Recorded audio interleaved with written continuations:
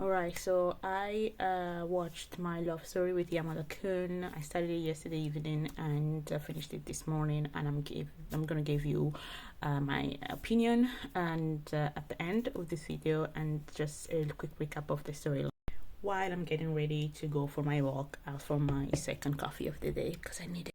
So the story starts with this girl, blonde girl here on the right. The girl's boyfriend breaks up with her at the bar.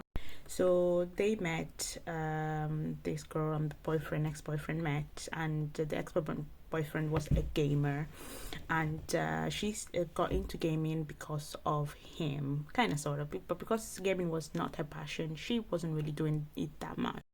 The ex-boyfriend, on the other hand, would game a lot and met someone while gaming. And, kudos to him. He broke up with her, telling her that he found someone while gaming. She, obviously, very girly girl, was desperate, very sad. Oh my god, I should have gamed with him a bit more. And she started thinking about ways to kind of get back, or ways to revenge, plotting a revenge, ways to make the ex-boyfriend jealous. So she did go back into, the game that they used to play together, and she met, people from her guild. So, a guild is a group that in this particular game would play together, and they usually have friends, but not necessarily. So she met a character that was part of her guild, and this character was, I believe, a mage. And she ends up telling this character, which was a male, that she got rejected, or her boyfriend broke up with her. This character that she told all these things to was ended up being this boy here, Yamada. So she ends up meeting Yamada in real life by pure chance in during this event that she went to, because she knew that her ex-boyfriend would be attending with the new girl. And on that particular day, she ends up drinking too much and sleeping at Yamada's house. Spicy. Anyways, from that day forward, they kind of stayed in contact one way or the other. Let's call it destiny. It wasn't destiny. Anyway, she ends up meeting all the other people from her guild, I don't know how you pronounce that. And most of the people, if you look at the background, most of the people from her guild or guild are present in this poster. And one very important thing to note is that she is a uni student and he is a high school student, goes to high school. And I think he's in his last year of high school. She's in the first year of university. So they are quite not too far apart in terms of age, but girls mature earlier and boys are a bit, So I would say in the show it's quite clear that he's quite immature, and she's has quite a few things going on for her, and also maturity wise, she's had boyfriend before, she had relationships before anyways, and he's never had any girl or any relationship.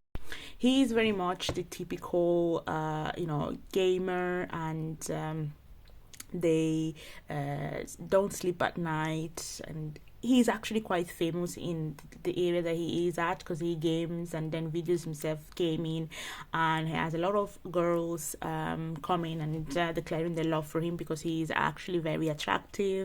But like a blueprint that I don't know what I was expecting anyways. He is Yamada is very much blueprint of the typical, very handsome, very intelligent, doesn't need to study, has a lot of girls falling for him, but he's clueless. How can someone be so clueless? I do not know. He's never had a girlfriend before because he doesn't get girls. So somehow these two spend a lot of time together, or their lives intertwine all the time, and they end up becoming, I would say, friends. The woman falls for Yamada first, and we see that happening, how she kind of stops thinking about the ex and start thinking about him more and more and questioning her feelings. and he falls for her, and also we see that happening slowly, and it's quite interesting how it happens because he's never had that happen to him before. So that's he would declare his love to her, and I personally really liked the way that happened. I think that was probably one of the most exciting things of the whole show.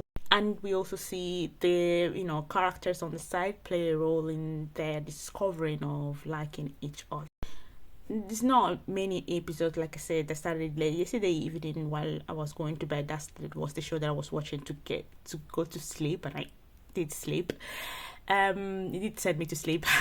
Then I woke up and I just finished it because there were a few episodes left. So what do I think about this show?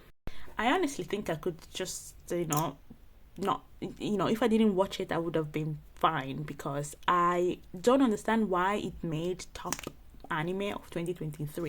I would have enjoyed this if I was like 12. The whole show, I know this is a slice of life romance anime, but there was nothing apart from slight touches. And to be fair, I have to give it to the writers and the animators, because there was a lot of tension. There was a lot of love, tension, physical tension in the air all the time, but there was never anything given to us. Whenever you expect something to happen or something more to happen, you just... And they're like, yes, come on. This is the right time, and nothing happened. So that was really good, but it kind of annoyed me because I am, a grown-up and I want to see good romance. I personally didn't like the fact that she was a university student, had a relationship and was working, and he was his high school student. But it wasn't even that. It was the fact that he was so naive. And I'm like, what are you doing with this? He is so naive. Like, he was behaving so childishly. He was eating yogurt instead of eating proper food. He was gaming all night. And he's just, clueless about things. I do think the whole show is about, the fact that age groups different age groups and different people from different backgrounds can be very good friends, and I really like that.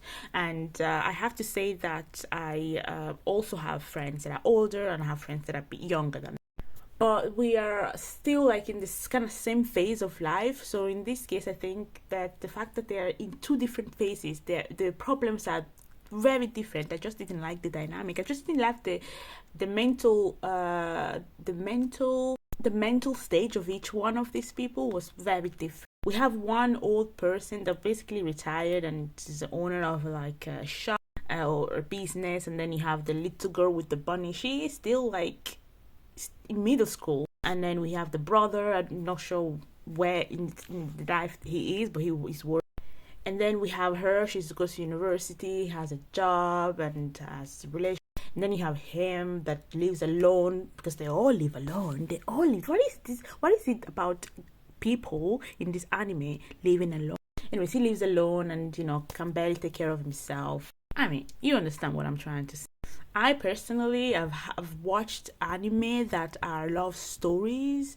Like, there is an anime that I'm going to review very soon, which was a love story, and there were no a lot of kisses or touches, but it was so engaging. I do believe that you can have a good love story, slice of life kind of anime and do it well. I just don't think that this is good enough for me at this stage. I've watched a lot of this kind of anime, and I do like them, and at this point this was a bit cliche. So let me know if you've watched it, and if you have a different opinion than mine, please like, comment, and let me know if you're going to watch it and what you expect, and come back here and feed me up with your own opinions.